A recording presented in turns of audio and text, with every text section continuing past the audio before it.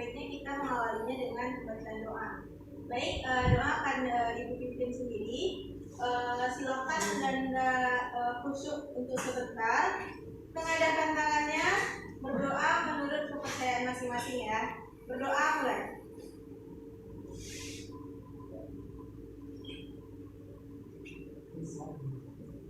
Berdoa selesai.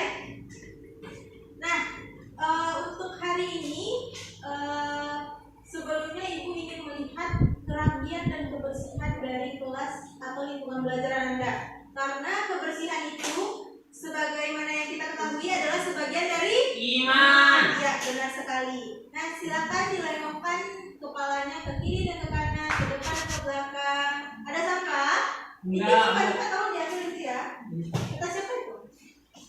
Kita Ibu. Ya Allah. Ya, sudah langsung dibuang aja nih Pak. Oh ini ada juga. Nanti tolong dibuangkan ya. Terima kasih nih Pak. Kita harus bekerja sama gitu ya guys. Iya. Membangun kelas kita yang lebih harmonis. Kita santai aja, pelan tapi pasti. Oke, baik Bu. Oke. Lingkungan belajar sudah, sekarang kelengkapan hadirin dan hadirat. Nah, untuk kehadiran Yola ada? Ada Bu. Oke. Rian ada? Ada Bu. Demira ada? Yogi ada? Hadir Bu. Pia ada? Hadir Bu. Ke toilet ya tadi? Ya. Kita ada? Ada Bu. Nak ada? Ada Bu. Oh Nabila kan? Soalnya di kelas lain ada juga Nabila, terus Ibu ingatnya kenapa gitu? Iya Bu. Sorry ya Nabila. Ya tidak apa-apa. Pinky ada? Ada Bu. Oke. Melan? Hadir Bu. Nifa? Fauzia ada? Hadir Bu. Oke, kita lengkap ya. Karena libur Bu. Uti libur? Ya. Akhir. Iya Bu. Kita doakan semoga Uti sehat kembali dan selalu sehat untuk kedepannya. Amin. Dan bisa selalu bergabung dengan setiap aktivitas kebersamaan seperti di kelas ini. Amin Bu. Baik Bu. Baik Anda semua. Sekarang udah ada tanggalnya ya. Bu. Ya? Boleh izin? Iya, boleh. Bentar, Bu. 3 menit ya? Ya, kasih Bu. Bentar, Bu. Jangan ada lagi. Baik, sekarang tanggal 25 kita kembali lagi bertemu di pembelajaran biologi. Ada yang masih ingat pembelajaran kita pada pertemuan kemarin? Ingat Bu. Ya, tentang apa Mira? Protista milik jamur Bu. Iya, benar sekali. Protista milik jamur. Nah, Ibu ingin mereview kenapa sih dia itu dikatakan protista milik jamur? Karena dia memiliki ciri seperti jamur Bu. Dia punya miselium Bu. Iya, benar. Karena dia itu tersusun dari miselium. Kenapa Mira? Misi Bu. Online ini Oh, ada ketinggalan. Ya, silakan diantar keluar terlebih dahulu. Silakan jemput aja ya, Bina. Saya Bu. Iya. Oke. Bagaimana tadi pembelajaran kita ya? Ya benar kan dikatakan Namira bahwa protista milik jamur itu kenapa dikatakan milik jamur? Karena dia penyusun tubuhnya itu terdiri dari miselium seperti jamur pada umumnya. Namun belum sempurna. Nah, untuk pengklasifikasiannya ada ingat? Silakan Fauzia, pengklasifikasian protista milik jamur. Fauzia masih ingat? Terbuka. sama Omikota Bu. Iya, Omikota sama Omikota. Jadi jangan dilupa ya Fauzia. Kita nggak boleh melupakan sesuatu yang telah berlalu, oke? Nah, untuk hari ini Ibu sudah membagikan handout di Google Classroom kita. Ada dilihat? Ada Bu. Nah, jadi sekarang kita belajar tentang apa? Protista Bu. Protista milik Tumbuhan. Iya, benar sekali. Jadi kita belajar protista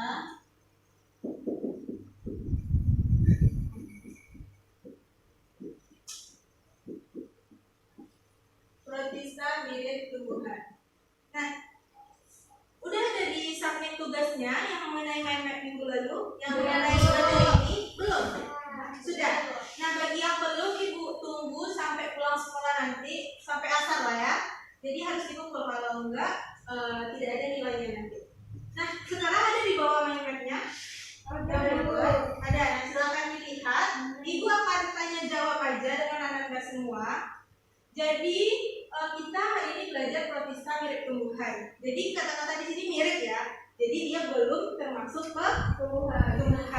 Nah, jadi kenapa sih dia itu nggak dikatakan tumbuhan? Ada yang bisa conclusionnya, ada yang bisa menyimpulkannya? Karena dia mempunyai kloroplas. Karena dia punya kloroplas, ya. Yola silakan. Kenapa menurut Yola dia itu baru mirip? Karena cirinya tuh separuh dari separuh dari nafasku, enggak ya? Oke. Jadi gini ya, Ibu sudah mengarah apa yang dibilang Mbak Mira. Jadi kenapa dia protista mirip tumbuhan? Apa ciri-ciri tumbuhan? Yang paling identik sel, ya benar. Apa? Klorofil ya. Tapi yang lebih identiknya dia punya klorofil ya. Nah, karena dia punya klorofil, maka dia dapat membuat makanannya sendiri. Itu kayak di sini Ibu ada contoh terlebih sebelumnya. Anda tahu ini apa? agar Bu. Ini agar. Agar. Nah, agar-agar ini terbuat dari apa? Tumbuhan. Yaitu apa? Rumput laut Bu. Jadi rumput laut itu tumbuhan. Iya Bu. Ya. Nah, begini Anda, sebenarnya rumput laut ini tergolong ke dalam protista. Jadi salah satu contoh dari protista mirip tumbuhan itu yaitu rumput laut ya.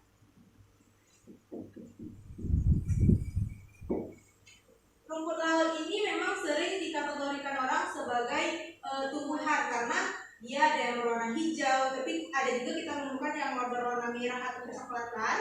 Tapi karena bentuknya udah besar gitu loh, jadi seperti dia itu udah jadi tumbuhan aja gitu orang. Sebenarnya dia masih tergolong protista karena dia itu masih sederhana. Oke. Nah,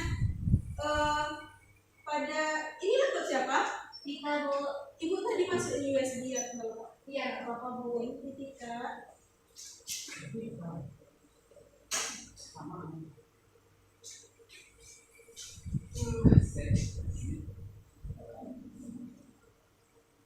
Oke. Ini ya, sama ya judulnya. Nah, Anda semua dengan kita mempelajari protista mirip tumbuhan ini, satu hal yang didapat apa? Apa yang Anda ketahui tentang kasus yang Ibu jelaskan sebentar ini? Ayo. Bahwa rumput laut itu iya, benar sekali Niva, bahwa rumput laut itu walaupun dia sudah seperti tumbuhan, ternyata masih tergolong ke protista mirip tumbuhan. Jadi Ananda, tujuan kita berhubungan dengan ini yaitu dengan mempelajari protista mirip tumbuhan tersebut, Ananda bisa mengetahui segala bentuk informasi mengenai protista mirip tumbuhan yang ada di sekitar kita, sehingga kita bisa memecahkan permasalahan yang timbul nantinya. Entah itu mengenai klasifikasinya, entah itu peranannya. Jadi permasalahan yang timbul nanti akan dapat terpecahkan dengan mempelajari protista mirip tumbuhan ini.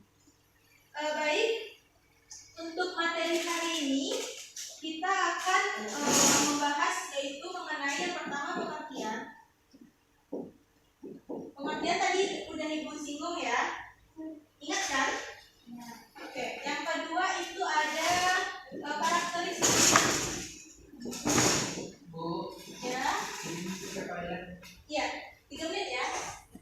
Lalu ada pengklasifikasian.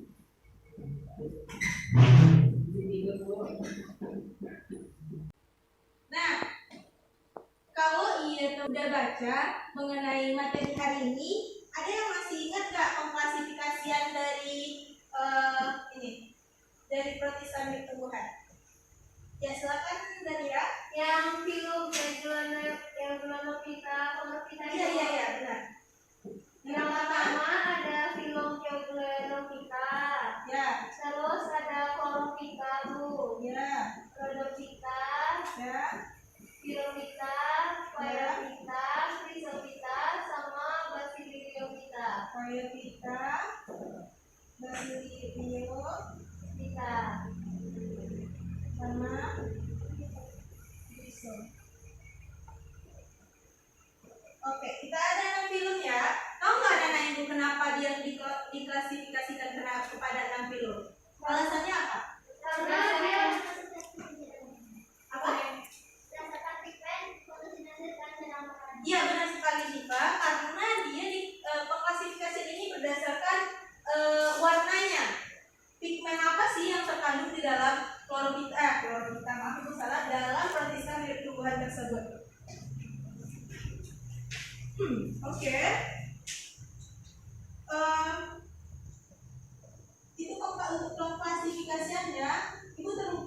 karakteristiknya, jangan lupa bahwa dalam pengklasifikasiannya ini nanti Anda akan bekerja secara berkelompok. Kita akan belajar bersama untuk mencari tahu mengenai gimana sih karakteristiknya, bagaimana contohnya, serta gimana di kehidupan kita sehari-hari ya. Ini akan berhubungan dengan karakteristik nantinya. Pada umumnya itu protista itu berbentuk seperti lembaran kah, atau dia itu udah seperti tumbuhan kayak rumput laut ya, tapi belum sempurna. Nah, dia itu ada uniseluler dan ada yang multiseluler. Bukan multiselulernya itu dia tuh lebih berkelompok gitu, bukan multiseluler seperti kita multi ya. Nah, selain itu dia itu hidup pada umumnya ya. Pada umumnya itu dia hidup pada tempat yang perairan atau tempat yang lembab. Oke. Ada bisa dipahami ada yang mau ditanyakan? Tidak, Bu. Paham? Oke. Selanjutnya mengenai pengklasifikasian, ya. Oh iya, selamat Jadi nanti mengenai ini kita aja ke temannya ya. Baik, Bu. Oke. Baik Anda, seperti yang sudah dijelaskan tadi bahwa kita akan belajar bersama kelompok.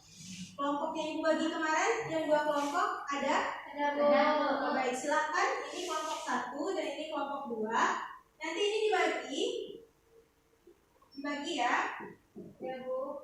Ini kelompok 1 dan ini kelompok 2. Nanti dari sini, ya Rian, silakan masuk. Dari materi ini nanti Anda dapati pigmennya, karena dia di pembagiannya berdasarkan pigmen. Terus yang Anda temukan yaitu karakteristiknya, karakteristik lebihnya ya. Yang pasti dia itu bereproduksi atau bentuk tubuhnya itu atau tempat tinggalnya itu seperti yang Ibu jelaskan tadi. Jadi Anda yang temukan sendiri, oke? Baik, Bu. Lalu ada pengklasifikasiannya. Jadi seperti bagaimana pengelompokannya, oke? Dia ada beberapa itu. Baik, silahkan kelompok 1 dan kelompok 2 dipilih karat. Tinggal diputar aja meja yang depan ya.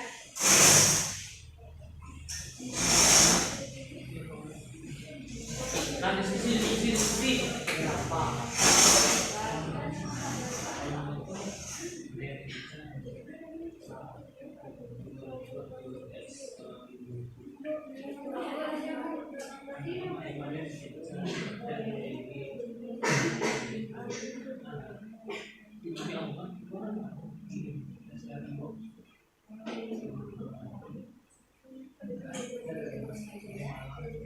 Isi di lembar ini ya, di buku kosong aja. Kita diskusi di pas aja.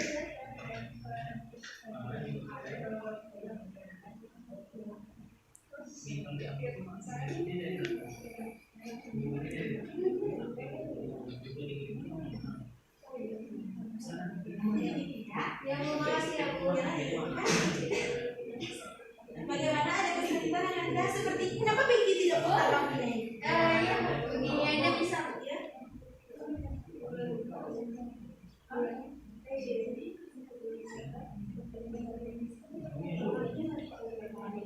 Oke, paham Bu.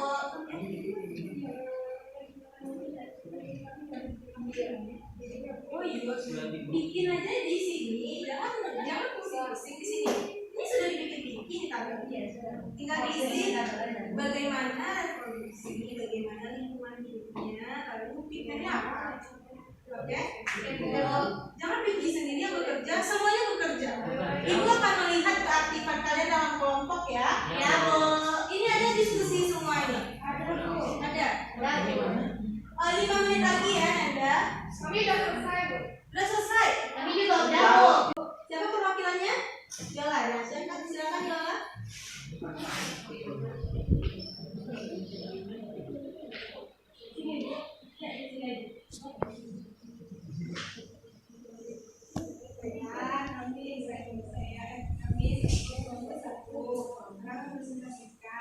Hasil diskusi kami.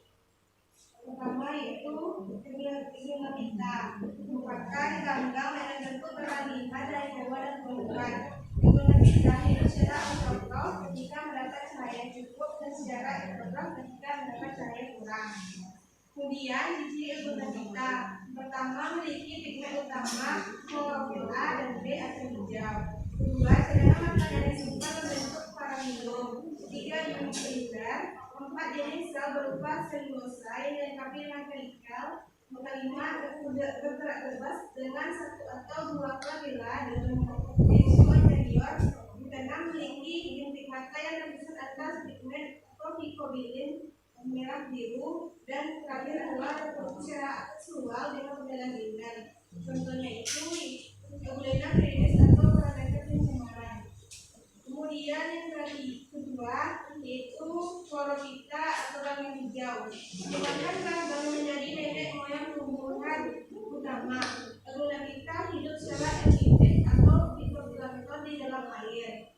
Ciri Chlorophyta memiliki pigmen utama klorofil A dan B, cadangan makanan simpan bentuk amilum dan minyak, uniseluler atau multiseluler koloni. Itu yang lagi kenapa? Ada permasalahan? Silakan lihat ke depan lagi ya. Dinding sel berupa selulosa, reproduksi aseksual dengan perbedaan biner, fermentasi dan pembentukan zoospora. Reproduksi seksual dengan cara isogami, anisogami, dan orogami. Bentuk selanjutnya yaitu ketiga bentuk Chlorophyta, ada uniseluler sesil atau disebut dengan bulat mangkuk. Contohnya itu chlorella monophobum. Kedua, uniseluler motil atau bulat telur. Contohnya Chlamydomonas. Yang ketiga, uniseluler koloni sesil atau koloni jala. Contohnya hydrodictyon. Kemudian ada koloni motil atau koloni bulat. Contohnya polypop. Kemudian filament atau Sciurina dan halus dengan atau selada laut. Yang ketiga ada Rhodophyta atau merah. Cirinya memiliki pigmen utama filtrit atau merah, sedangkan makanan simpan bentuk tepung-kloid, multiseluler bertalus atau makroskopis. Dinding sel berupa selulosa yang dalam silinder di luar dan miofibril di dalam. Reproduksinya secara seksual dengan karpospora yang terbentuk di tetraspora. Reproduksi seksual dengan pembentukan zigot dari kekerasan jantan yang menghasilkan spermatanium dan gamet betina menghasilkan carbonium. Contohnya itu Eushema atau rumput laut. Kemudian Pyrophyta. Sudah, Bu, sudah. Oh, tadi kelebihan ya diskusinya. Ya, nggak apa-apa. Ya, Bu. Baik. Terima kasih ya, Bu. Baik, ada dipahami apa yang dijelaskan Yala tadi? Ada, Bu. Oke.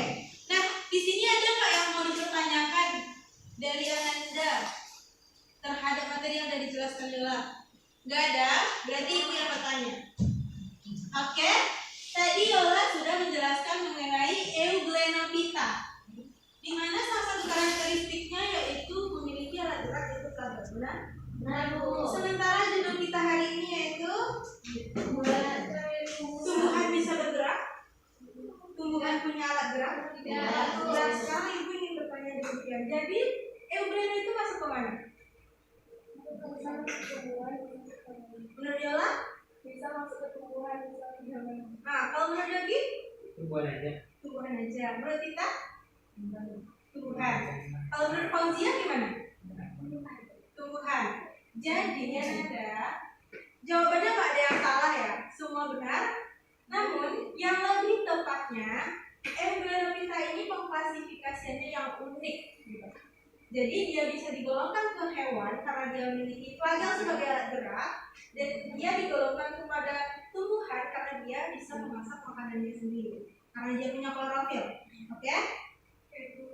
Oke, Nanda. Untuk hari ini Ibu akan mereview materinya dari awal, di mana Ibu akan bertanya secara acak. Dipersiapkan dirinya.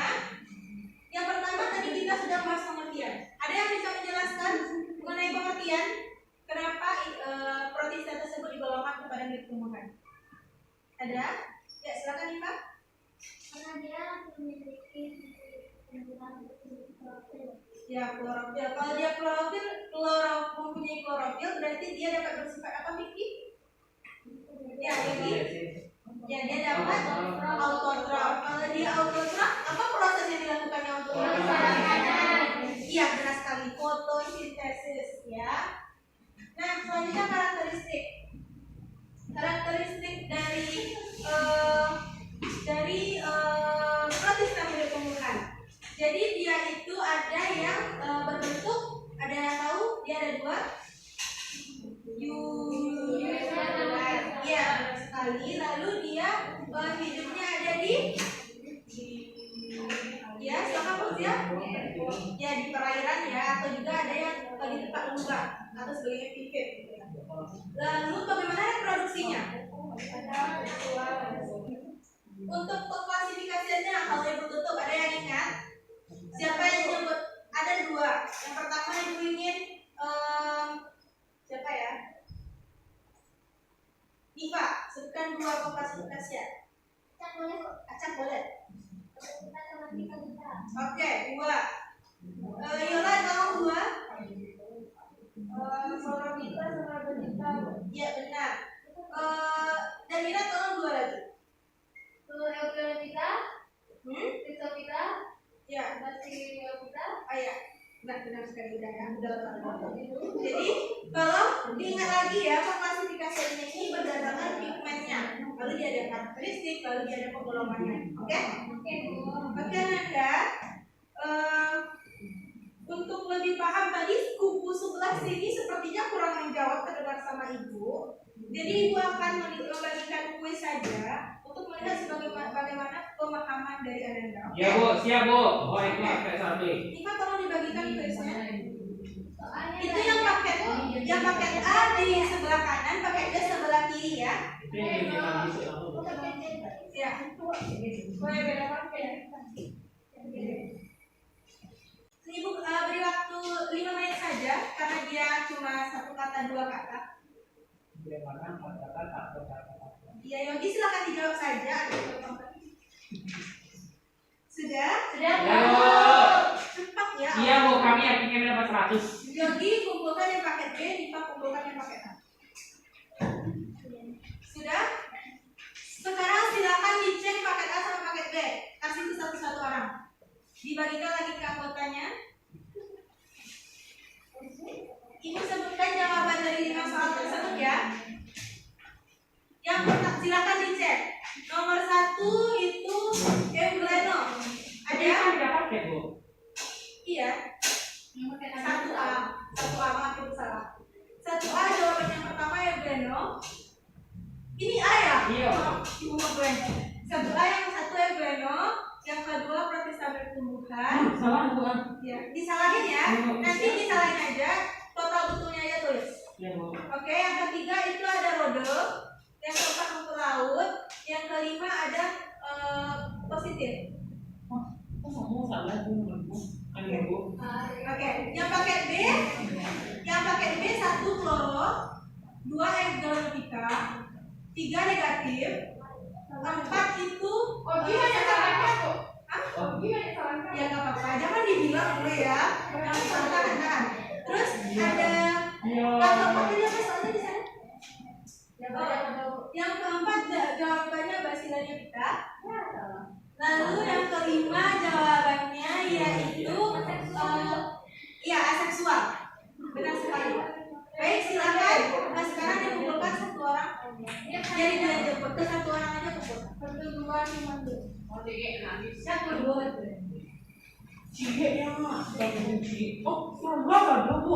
Enggak apa-apa. Bu. Ini cuma lihat pemahamannya aja. Oke, terima kasih Anda semua.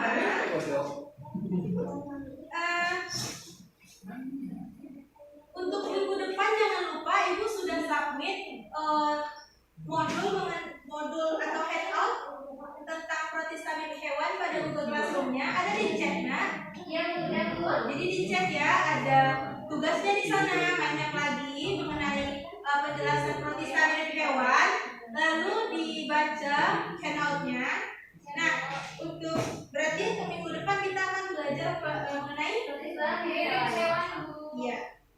sekali. Jadi walaupun kita belajar Pratistha hewan, anaknya jangan lupa mengenai pembelajaran kita mengenai dan jamur. oh iya, jamur dan tumbuhan. Nah, Ananda, karena waktu kita sedikit, jadi Ibu skip saja penjelasan mengenai materinya. Di sini Ibu sudah menambahkan materi mengenai masing-masing yang telah dijelaskan tadi ya. Nanti Ibu akan masukkan ini ke Google Classroom-nya. Silakan dilihat ya. Oke, sekian untuk hari ini. Kita terima kasih untuk laptopnya. Ya, sama-sama, Bu. Ibu keluarkan saja. Ya, Bu. Oke. Oke, terima kasih untuk waktu dan kesempatannya dan partisipasinya. Salah ada jaga, mohon maaf. Assalamualaikum warahmatullahi wabarakatuh. Waalaikumsalam.